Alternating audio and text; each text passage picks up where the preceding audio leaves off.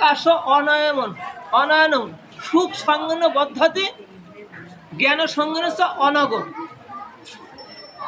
সত্যগুণের কথা বলেন, তদ্র সত্যং নির্মলাত্মক প্রকাশ অনয়নম সুখ সঙ্গন বদ্ধতি জ্ঞান সঙ্গন অনগ। আর রজ ও রাগাত্মকং বৃদ্ধি তৃষ্ণা সঙ্গ সমুদ্ভবম তৎনি বদ্ধতি কন্তেয় কর্মসঙ্গন দেহিনাম। রজগুণ আর তমগুণটা কি?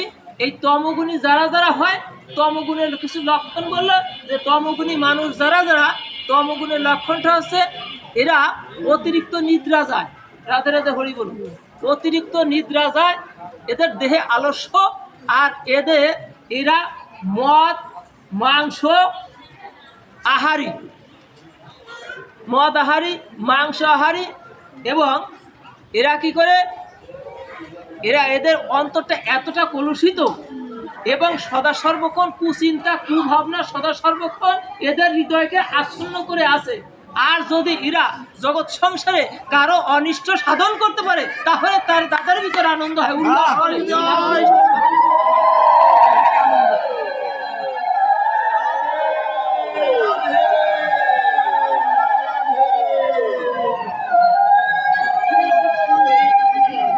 এই হচ্ছে তমগুণী।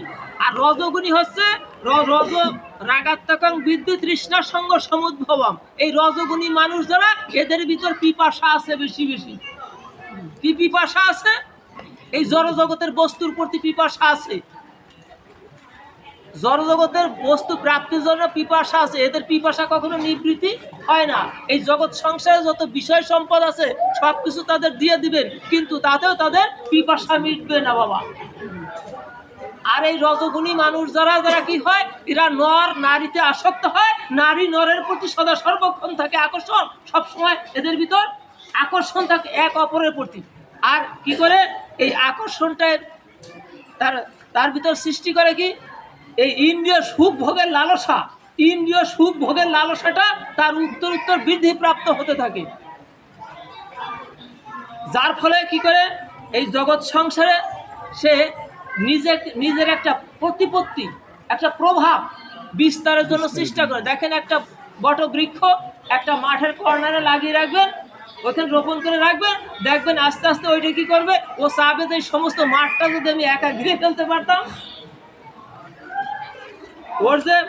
ওর যে মূলগুলি আছে, ওই মূলের পরেও আবার যে দেখা গেছে যে কিছু কাণ্ড আছে, ওই কাণ্ডের থেকে মূল ঝুলে ঝুলে পড়ে, ঝুড়ি মূল বলে ওকে। ওরা চায় যে আরও বেশি বেশি এর ভিতর কি করতে, প্রভাব পড়তে প্রতিষ্ঠা। এই রজগুণী মানুষ চায় সদা সর্বক্ষণ এই সমাজে আমার একটা প্রভাবের দরকার, একটা প্রতিষ্ঠার দরকার। কিন্তু যেটা হরিদাস ঠাকুর বললো, হরিদাস ঠাকুর যে নাম আচার্য হরিদাস ঠাকুর বললো যে তুমি যে প্রতিষ্ঠা চাচ্ছ রে বাবা সংসারে গিয়ে, এই প্রতিষ্ঠাটা সে বললো কি, এটা হচ্ছে শুকরের বিষটা। বাবার শুকরের বিষটা কোনো কাজে লেগে নেবে। গবাদি পশুতে যেটা মলত্যাগ করে, ওইটা দিয়ে আপনার আঙিনাটা পরিষ্কার করে, পবিত্র করে।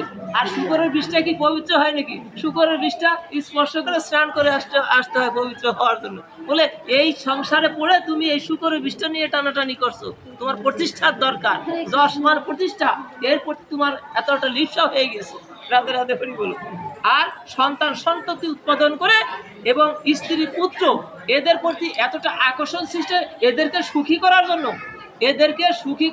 সে কি করে, অক্লান্ত পরিশ্রম করে যায় এদেরকে সুখী করার জন্য সে যে সমস্ত কর্ম করবে, যে সে চাচ্ছে এদেরকে সুখী করার জন্য কামিনীকে কাঞ্চন দিয়ে সুখী করবে, অর্থবিত্ত বিষয় বৈভব, বাড়ি গাড়ি, বিলাসবহুল বাড়ির দরকার, বিলাসবহুল গাড়ির দরকার, এই সমস্ত তার ভিতর কাজ করছে।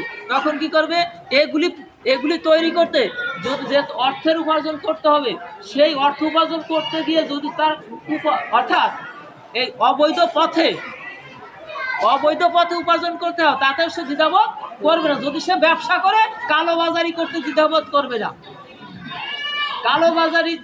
দ্বিধাবোধ করবে না, এবং কুকীর্তির ব্যবসা, যেটাকে সুদের ব্যবসা বলা হয়। রাধে রাধে হরি বলো।